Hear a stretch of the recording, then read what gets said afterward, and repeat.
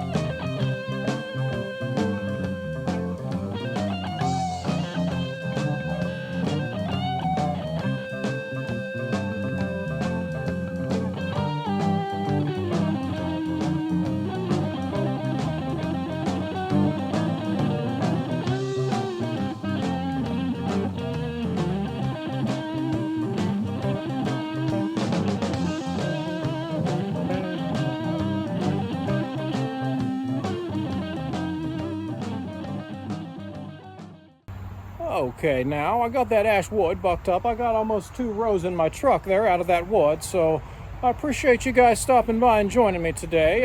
It means a lot, and I'm going to go ahead and buck up some more wood with my Stihl chainsaw there. So stop in here in a few days, and I'm going to be bucking up this pile of these large rounds over here, and that'll be on the next video. So come check it out, and I'll see you guys later.